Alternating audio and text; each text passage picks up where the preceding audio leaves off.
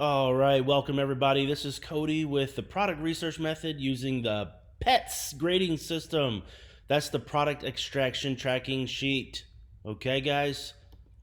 What you're going to need for this training is your Brand Academy product extraction sheet, your Think with Google form, which I'm going to give you the URL for, the Google Trends, I'll give you that URL as well, the Brand Academy product anchors, which I'll show you what those are, Amazon, Etsy, and eBay, you've heard of those before, Jungle Scout, AliExpress, Facebook Audience Insights, YouTube, and Watchcount. Starting with step one, our first thing we need to do is make sure we are ready to decide you are selling to a woman buyer. Let that sink in, everybody. We are going to decide right now on step one. We are going to sell to a woman buyer. So we are selling to women. That does not mean we're selling women products only or only female related products or feminine products only. That means we are selling to women. So if I'm selling products for men, I'm going to gear my marketing and my strategies around the buyer being a woman. Okay? Start your research by expecting the products you sell will be bought by a woman. Woman does not mean that we're just selling only things for women, though, okay? That's just a woman buyer. The buyer demographic is going to be a woman. I cannot stress this enough. Women do buy men's products for their kids, their husbands, their boyfriends. They do make the buying decisions, and I'll share why and how we know that. Your entire marketing and sales strategy will revolve around gearing the product and the marketing towards a woman as the buyer, okay? Data and research shows overwhelming evidence that men buy from trusted sites referred to them by friends or major brands, okay? That is a hurdle that we as dropshippers and e-commerce business owners have to overcome. However, women are a little different, okay? They say men are on a mission while women are on a journey. Well, let's be a part of that journey. According to Mediterranean Journal of Sciences 2017, research shows that customers have a range of underlying motivations triggering their shopping behaviors. But there are essentially two types of shopping motives, okay? Number one, utilitarian, the conscious pursuit of an intended consequence, essentially meaning you're shopping to get something done. Yeah, I'm not a smart person, but that sure sounds like a man. Your hedonic, number two, related to intrinsic and emotional responses. In other words, you're shopping because you love it. I'm not a smart man again, but that sure sounds like a woman. We're going to focus on our number two here, okay? Men tend to follow a utilitarian, more logic based approach. You need to tell them why they should buy your products, why it makes sense for them to purchase it. Get to the point quickly, focus on the products, and use active statements that demonstrate value. Women are mostly hedonic shoppers.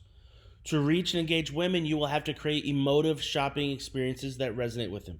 A purely functional approach can fall flat pretty quickly, okay? If you try to approach a woman as a buyer in a utilitarian manner, you're going to fall flat in your face.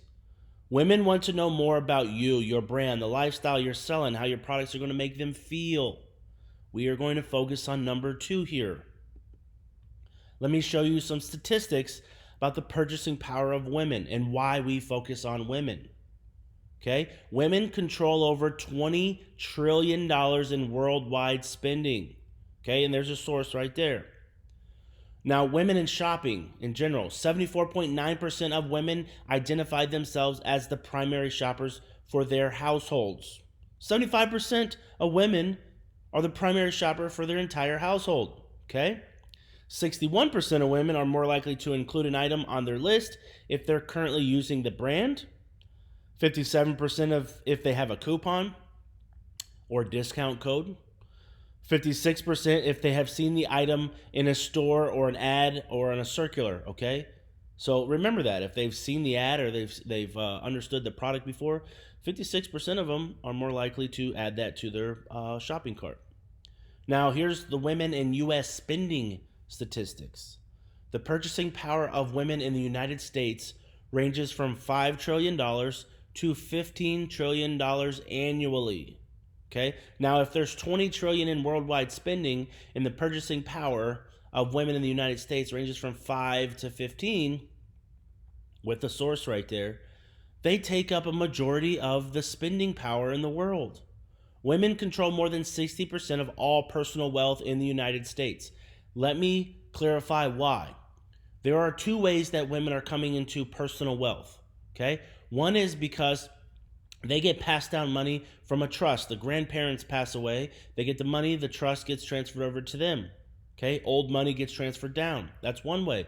Number two is they get married. And when they get married, maybe they get divorced, they take half the husband's money. Or maybe their husband dies and that money gets transferred to them. Those are two very, very realistic and very accurate ways that women are building their personal wealth in the United States.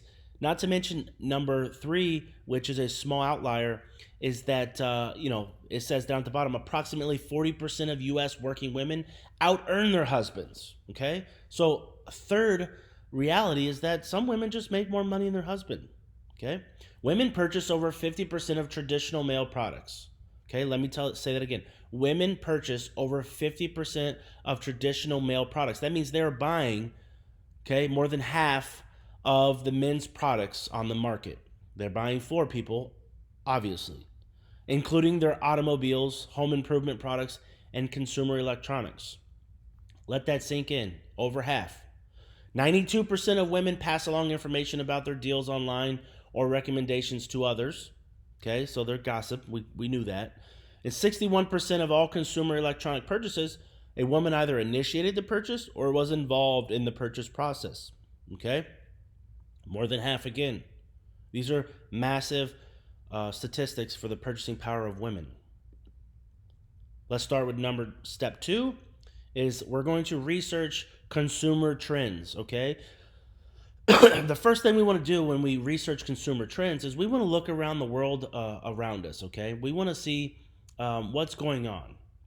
We want to try to understand and wrap our heads around what is a woman buyer doing, okay? As we go into this research of consumer trends, just think about woman, okay? You're going to go to either thinkwithgoogle.com or you can just Google the words consumer trends or trends coming up in 2021 or trends in this new year, trends after this quarter one. Whatever, you can just Google it or go to Think with Google. Two very viable and the only options I suggest you do to research consumer trends. Marketing intuition is always going to be towards a woman's buyer. So our marketing logic in our head, we're thinking, okay, what are things that women can buy? Well, I just read you stats and I told you that women buy almost everything. So start getting ideas from these trends that are being shown, okay? Start getting ideas of products that you think women would buy, that make sense that women are buying. So let's find those products that we can sell to women. Okay, read those consumer trend articles. Look for Google suggested product categories inside those consumer trends articles. Look for product trends that you see around you and on the internet as you're doing your research. Ask yourself these two questions. What time of year is it now? Or what time of year is coming up? Okay, is it going to be school season? Is it winter, summer? People at the beach? Are they on the lake? Okay, these are simple questions that you can ask yourself that I find very important to what we're trying to accomplish when we're doing our product research. Okay? What problems can be solved during the time of year is question number 2. So once you ask, what time of year is it now or coming up? Then ask, what problems can be solved during that time of year? Okay, for instance, if it's the middle of winter, do I need heat? Do I need snow and ice removal? If it's the summer and I'm at the beach and the lake, are there pool floats going to be bought? Are lounge chairs? Are those the products that are being shown in retailers? These two questions will guide your research methods. Okay, these will guide you on what you're supposed to be looking for in products. So here is an article that I found. I just Googled it. It said trending products in 2021, how to stay one step ahead of your competitors. This is a great product. It's going to give you a ton of ideas and start telling you. As you can see the pictures on this product, there's a woman cutting carrots with a cool tool, one with some electronics, there's some bags and outfits. There's really good product ideas that you see are trending for 2021. Here's the article I found on Think with Google. One of the products I found on there, it said, white artificial Christmas trees. It's December right now. And then it says the Bissell Crossway, which is a vacuum, and heaters. And I'm thinking, well, Christmas trees is seasonal. I already know that. And vacuums, people can go to the store and buy vacuums. Heaters, now, yeah, you can find them some in retailers, but there's probably some unique heaters out there for sale that I could look up. So thinking heaters is probably a pretty cool niche that I could look into. So I'm going to choose heaters. So using your product extraction tracking sheet, you see it above this video or you see it below this video, you'll find that tracking sheet. It'll be laid out for you on how you're going to fill it out. You're going to make a list of suggested trending products that you find inside the Google Consumer Trends articles or from articles you found on Google about consumer trends, okay? Start making a list of them. Just start putting those products down or those ideas down, okay, on your pets sheet, okay? Number 1, does it fit or is it accurate for the current time of year or the upcoming time of year? Again, this question correlates directly with our question number 1 earlier. Is it going to fit? Is it appropriate for this current time of year or the upcoming time of year? If it's not, okay, maybe it's not a great product right now. Doesn't mean you have to scratch it from your list. It just means right now it might not be a great product for what we're trying to accomplish. And number 2, is it going to solve a problem? Does it solve a problem for the current time of year or the upcoming time of year? Okay. If the product suggested or found that you put on your list gets a yes from both of these questions, then keep going with it. If not, then keep it on your list maybe for later for the appropriate time of year. Okay? Keep it for later. It doesn't mean the product is scratched. It just means that it doesn't make it through this first point of our research method. Step 3, we want to verify the product niche with Google Trends. So we want to verify that this trend is a viable solution in the marketplace. So we're going to go to trends.google.com and you're going to see this great tool from Google, and it's going to show you what Google searches show for trends in the marketplace.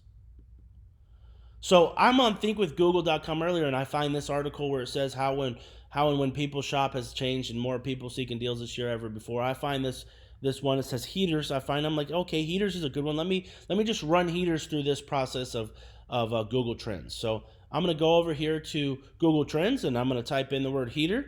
Again, I'm going to do a singular term because heaters is plural. It's going to give me different options. I'm going to go just a heater. It's just one singular product.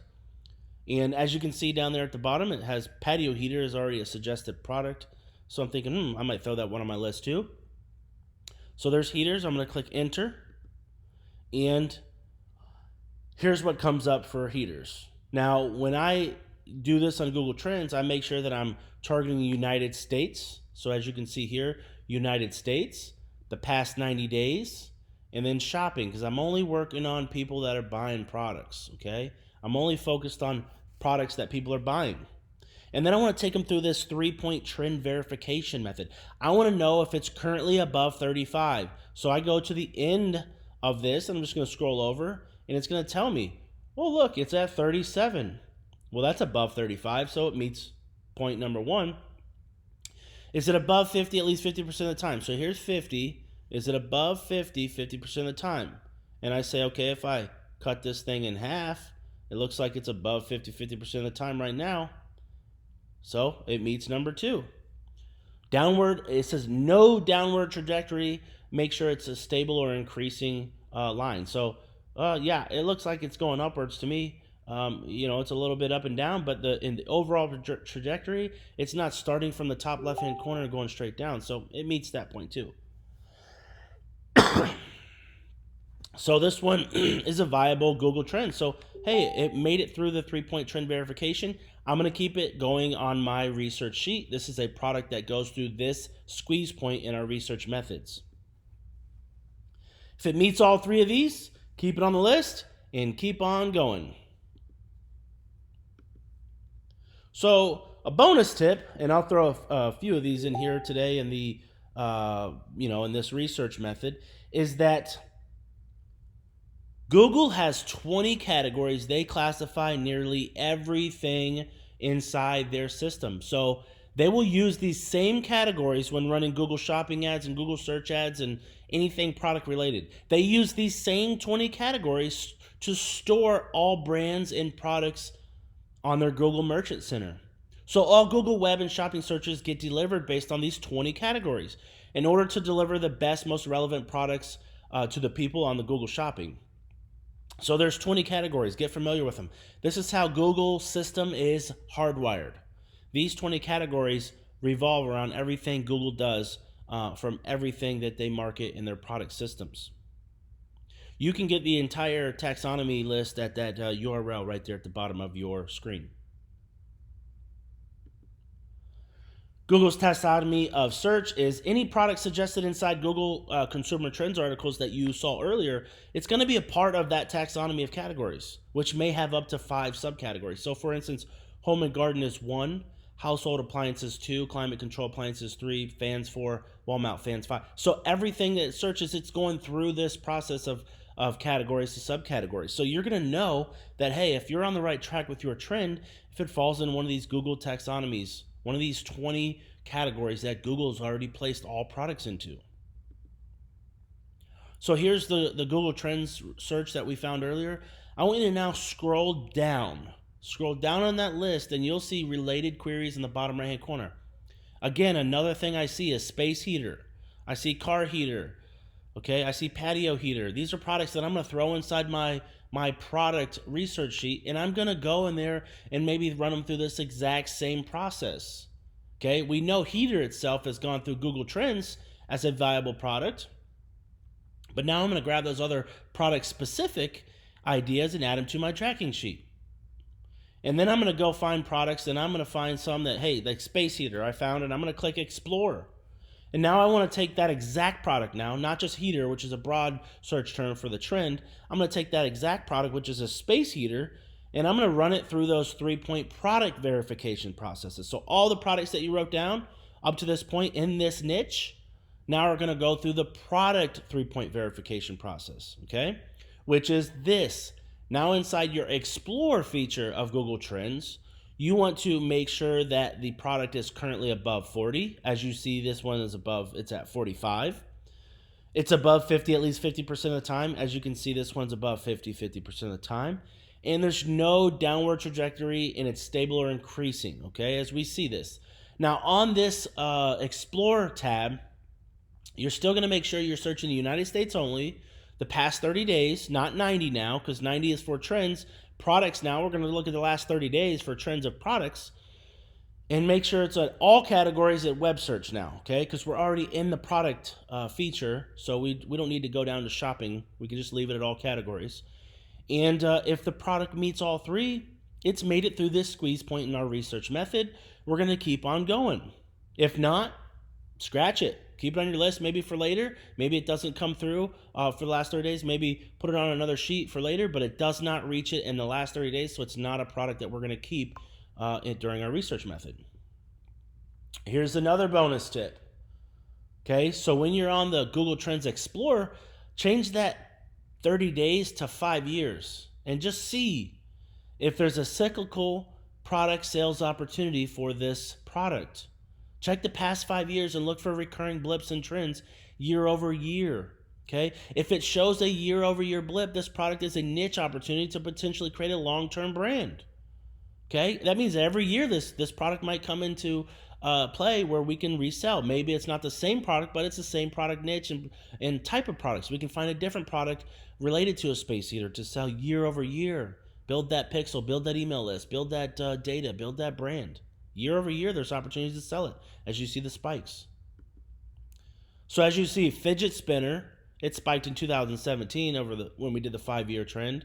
Whereas the camouflage, there's it looks like it blips every single year on a dime. So fidget spinner's bad and, camouflage is good. Step 4, find products that fit the product anchors, okay? So you need to fit 4 product anchors. 4. Our product anchors are female buyer demographic. We said that up front. Number 2 is unique. Okay? Unique product. A unique product. Not something that you see every day or you've seen on TV or you've seen in retailers all over the place. It needs to be unique. Okay? We're going to guarantee that we go off of 1 and 2. 1 and 2 are must-have product anchors. It must be a female buyer demographic, and it must be a unique product. Now, it must also match at least 2 others between 3 and 8. So high perceived value saves time, saves money, solves a problem, increases personal confidence, or increases personal convenience. So what I want you to do is I want you to go over now to your Amazon store, Amazon.com, and I want you to go and type in heater, type in heater or a space heater into Amazon. Okay. And then I want you to filter your Jungle Scout. So we took that product we found and we put it inside Amazon. And then I want to go to my Jungle Scout Chrome extension. If you don't know what it is, go to Jungle Scout and you can get the Chrome extension.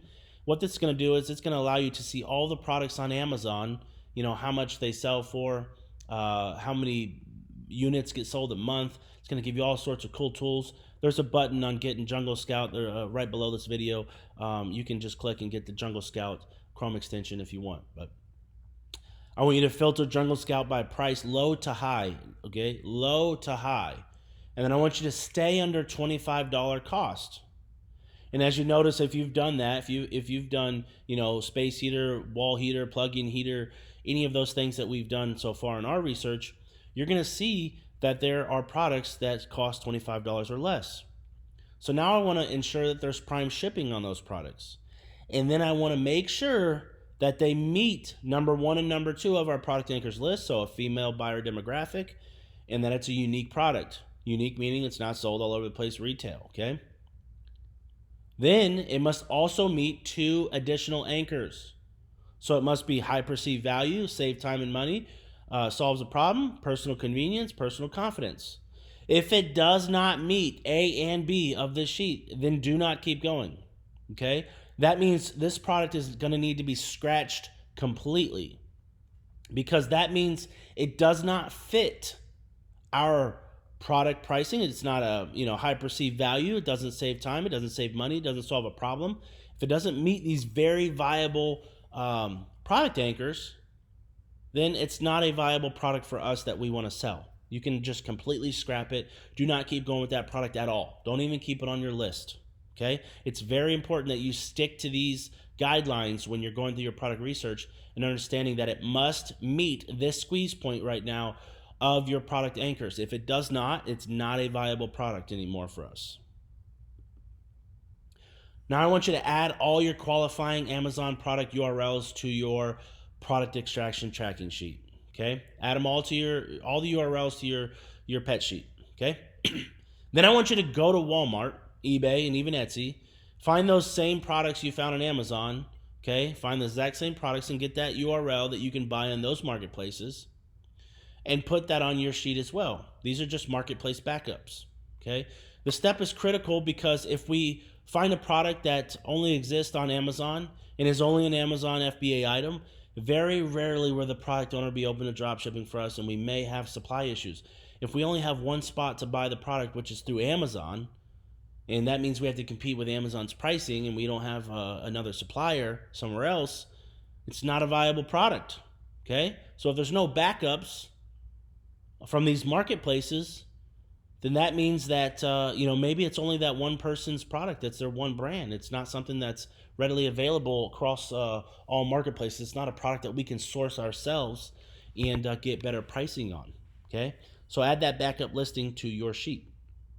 Step 5, can I source this for scale and for cheaper? Okay, so as you went to those marketplaces and you put those backups on there, we're going to need to know that we can find this product in multiple places so we can scale. If we're selling a ton of products when we start our testing, we're going to need to know that we can fulfill those products right away.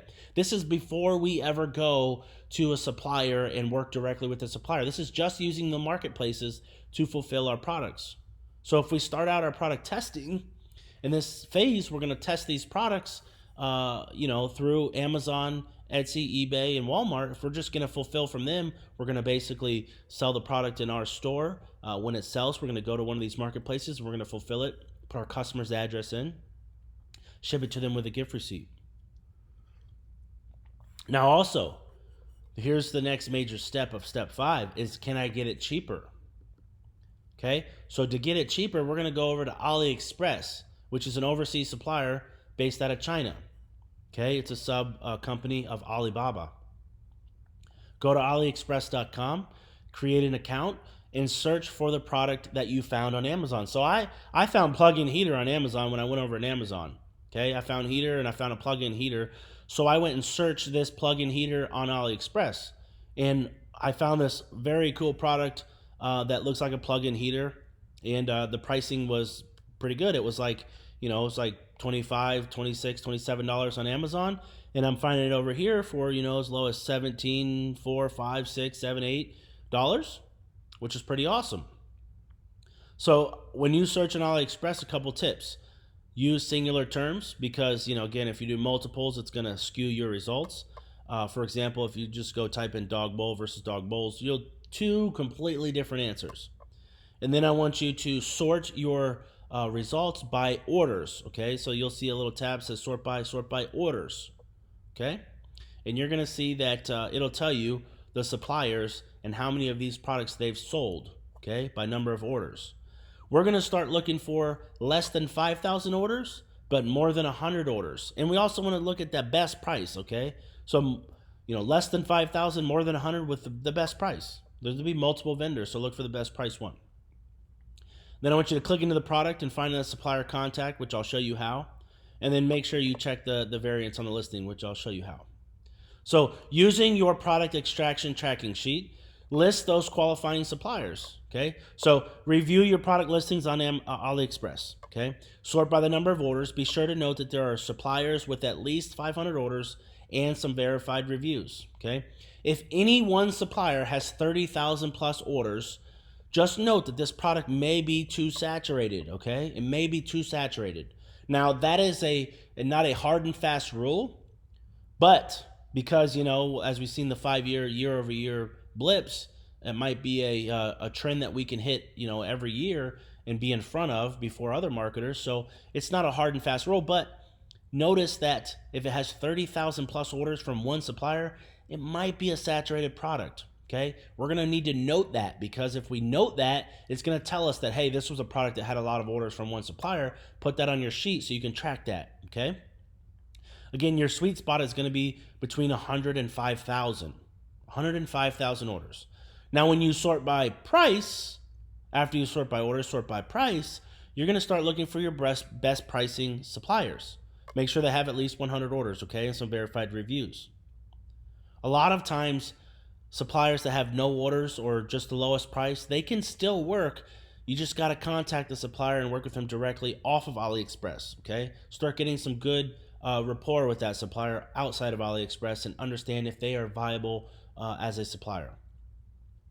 Again, 500 to 5,000 orders is a guideline, okay? 500 to 5,000 orders is a guideline. Give or take, like I said, down as low as 100.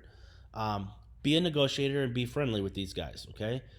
They're going to see that you're asking to talk to them off of AliExpress. They're going to know that you're more serious than just the random people that always come to AliExpress.com and send a bunch of random messages. Show them that you're serious by wanting to work with them outside of AliExpress.com. These people want to sell products, and if you show that you want to buy them and that you're selling them, they're going to be friendly with you as well. Here's how you're going to check your variants. You're going to go to that product listing in AliExpress, okay? And you're going to make sure that all the options that it has in that product fit for your shipping demographic. So wherever you're going to ship to. So if I'm shipping in the United States, make sure, like on this one, it has a plugin for the US. Again, I can sell this in the EU, UK, and Australia because it has those plugin types. Just note those variant options. Make sure that all the variants are there and that those options work for you and your shipping demographic, okay, wherever you're going to sell these products. Also, make sure that some of those products, are not priced higher than any of the other ones. They might try to get one in on you and price one of those products of all the variants way higher and say that's the price of all of them, but just check the pricing of all the products. Click through all the variants, okay? Then I want you to ensure they have e-packet shipping, okay? Ensure they have e-packet shipping. While you're down there ensuring, you're going to see at the bottom, it's going to say shipping to United States via e-packet, okay? You're going to see that price, shipping to US, $5.53. Obviously, you're going to have a price of the product, so you're going to want to combine those two together to get your all-in price. Now, if you're on that product inside AliExpress and it's met those parameters, scroll down and you'll see where it says contact. You can contact that supplier right there in the contact. That's where you're going to start asking, hey, for WhatsApp or Zoom or Skype, or getting them off of AliExpress. You're going to start contacting those suppliers via WhatsApp, Skype, or Zoom, and you're going to start asking your supplier these questions. Do you have stock? Can you go lower on your price? If they say no, well, the next one is, what's the price on 50 plus units? Say I'm selling 50 plus units. What's the price? And they're going to say, yeah, well, here's the price at that 50 plus units. And then you're going to say, okay, can you give me a single purchase URL for those 50 plus units? What they're going to do is they're going to change the price in AliExpress, and they're going to send you a link where you can purchase at that 50 plus units price. And they're not going to check. They don't care. It's still going to go in the same system, and they're still going to fulfill it, and they're not going to go check and see that you're doing 50 a day. But they're going to give you that better pricing. And the last question I like to ask, just for all purposes, and put it on my sheet, is how many orders a day do I need to send a CSV of orders directly to you? So I ask that because, if I do start doing 50 plus, 100 plus, 300 plus orders a day, then I don't have to go to that single, purchase price URL of AliExpress.com. I can just send them a CSV every morning. Wake up every morning, take my product, send it to them. They start fulfilling off a CSV. That makes your fulfillment process a lot easier. And at scale, that's definitely something we're going to want to do. Then I want you to compare your Amazon and AliExpress pricing, okay? Just so you see the difference. This is just a little side note, just so you see the difference between where you're buying it at on Amazon or Etsy or eBay or whatever those marketplaces are. When you test your product on Shopify using the marketplaces, you're going to be buying it, at the Amazon price, $25.19 in this instance, and you're going to be selling it around $29.99. You can't sell it for much more than Amazon because you got to compete with them. And you got to make sure it's on Prime so they get it fast. And then you'll see, selling it for $29.99, buying it for $25.19, your net profit is $4.80. Okay, it's not very good, but you're going to test it and see if that product works in sales, if it scales on your ads. Okay, you're just testing it using the marketplaces. Okay, test using your marketplaces in Shopify. Okay. Next, your AliExpress pricing. Okay.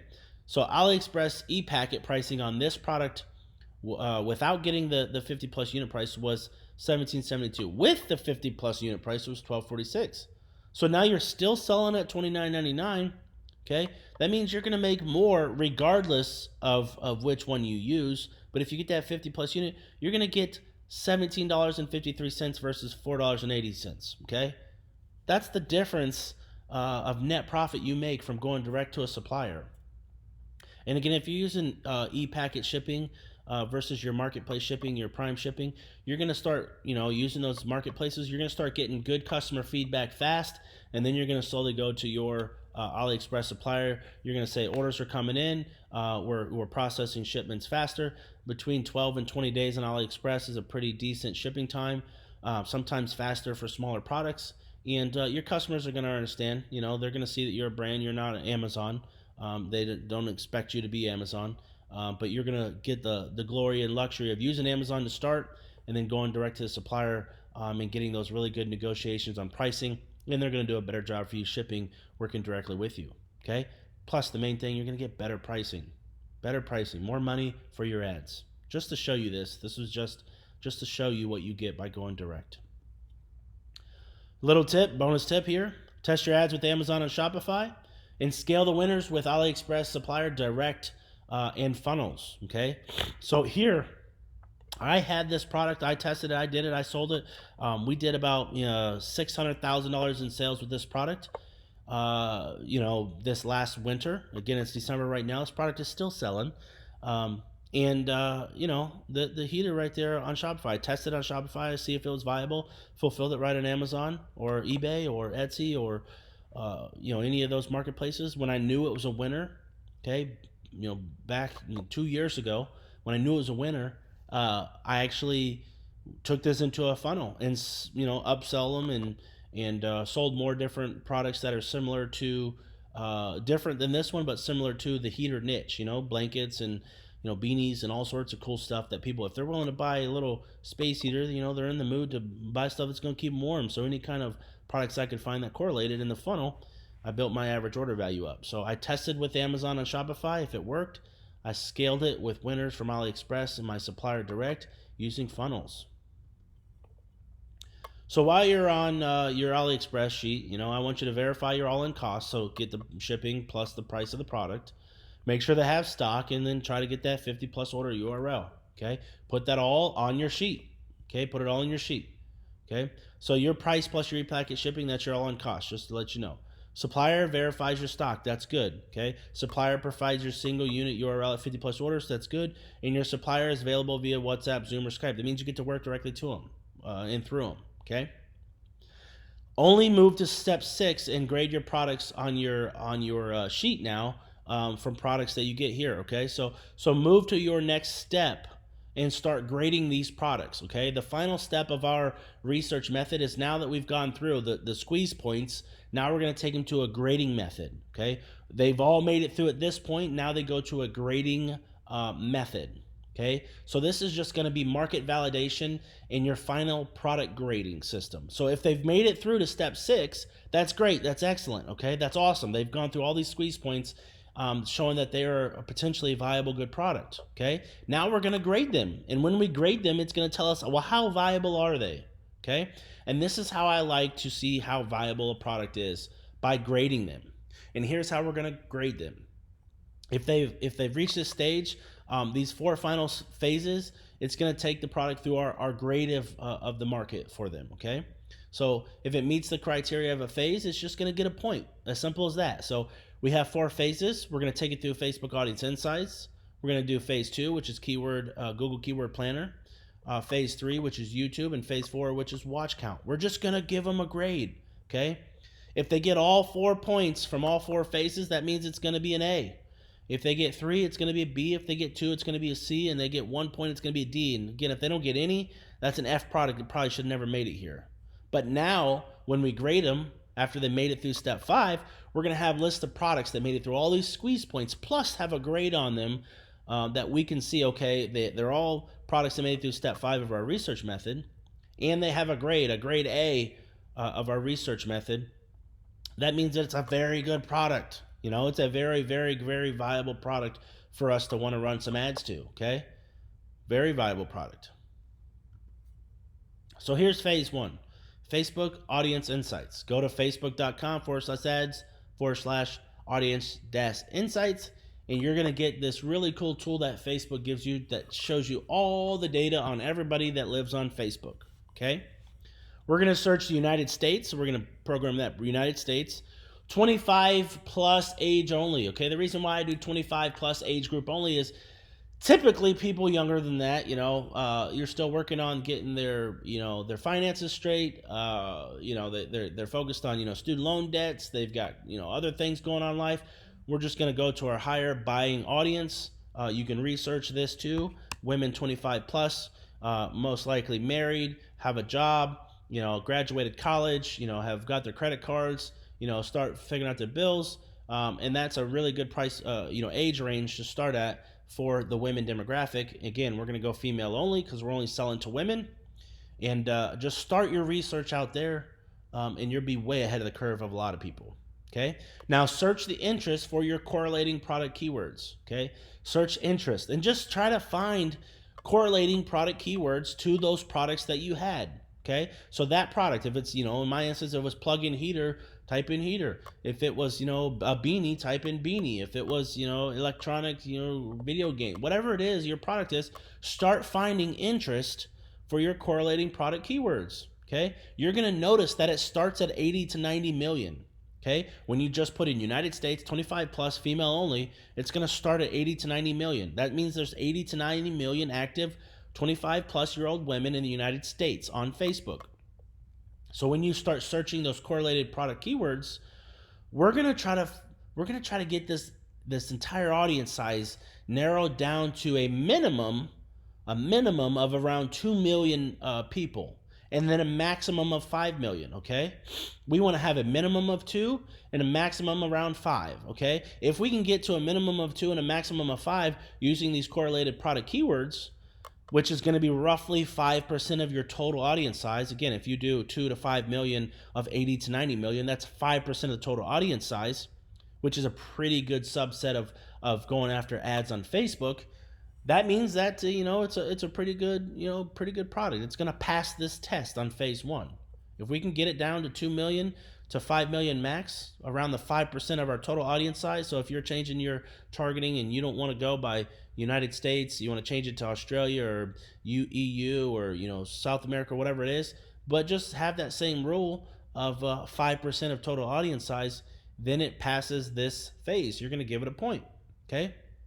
Again, all of these interests, put them on your sheet because these interests are going to be part of your ads later, okay? So if they make it, save them, put them on your sheet because this will be part of your ads process later. Now, if the audience size is between 2 million to 5 million, I want you to give it a point, okay? It just has to meet one time 2 million to 5 million from any correlating product keywords, okay? Make sure that they're correlating product keywords. Don't go way out in left field and try to make it work. You're not forcing this to get a point, okay? Be very stringent in your in this phase right here. Just make sure it's 2 million to 5 million and it's very correlating product to that product keyword, okay? Give it a point. Phase 2 now, go to Keyword Planner of Google. You can go to ads.google.com, Keyword Planner, and I want you to do Get Search Volume and Forecast or Discover New Keywords. So real quick, when you click Discover New Keywords, you're going to add your product name. And then I want you to ensure there are at least 5 suggestions with at least 5,000 searches. Okay, so here's an example. I typed in plug-in heater, and I got a bunch of suggestions: wall outlet heater, wall outlet space heater, best plug-in wall heater, the wall outlet, plug-in electric heater, best wall outlet heater, wall socket heater. I got a bunch, okay, with over 5,000. We're just gonna ensure there's at least 5 suggestions with 5,000 searches, okay, combined on your search, average monthly searches, okay, combined. If it meets that parameter, give it a point, and it's past phase 2. Now phase 3, okay, go to YouTube. I want you to search your product, and I want you to find at least 3 videos in YouTube in the last 12 months, last year, that have 5,000 views, okay? At least 3 that have 5,000 views, okay? At least 3 videos that have 5,000 views in the last year, so it meets those 3 criteria. 3 videos in the last year that have 5,000 plus views, okay? If the product has 3 videos in the last year over 5,000 views, give it a point. Simple as that. The final phase of this grading mechanism, go to Watchcount, watchcount.com. I want you to find 3 listings with at least 500 watchers. 3 listings, 500 watchers. Okay, simple as that. If the product has 3 listings with at least 500 watchers, give it a point. Now you're going to have your grading system. You're going to have 4 potential point systems. You're going to be able to grade it A, B, C, or D. I want you to fill out your sheet, add all the product info, add the interest categories, add all the information from your grading system to your sheet so you knew it was tracked. Make sure that it checked off those grading points, and then add those grades. Okay? At this stage, you should have products that made it through step 5 and were graded in step 6 and placed on your product extraction tracking sheet. Okay, now you're going to have a list of products, okay, that you're taking through this entire mechanism, and you're going to have a very viable set of products that you could actually potentially run ads for within this niche. If the product made it through all steps and then were graded, you can now prioritize which products you start with ads on. The higher graded products deem worth testing with ads more than the lower graded ones. Test them all though, they all made it through. And now, this is going to lead you into your next phase. This is just product research. Once you got your product research done, you got your products, you're going to need to create your video, and then you're going to need to start jumping into your ads testing on your Shopify store. So here's a couple research tools that I found to be pretty useful. You can just get these tools. Only use these tools to get product ideas. Don't just say that these products that they suggest are verified. Make sure you take them through our product research and grading method. But Sell the Trend, which there's a link to below this video, and then thieve.co, which is another one. There's a link below that too. After you find product ideas, be sure to grade them and place them inside your sheet form, just like you did the rest of these products through the method that we just showed you. Okay? Here's obviously some real results. This stuff actually works. A lot of these are students in my own stores doing the same exact product research methods. And this is the product research method using the product extraction tracking sheet grading system. And hope you guys use this. Be very stringent when you do this. Be very accurate. Be very, have no remorse with your product research method. This is where you can limit yourself losing a lot of money. Okay, and that is how we research our products and really build growing brands and really can crush our sales. See ya.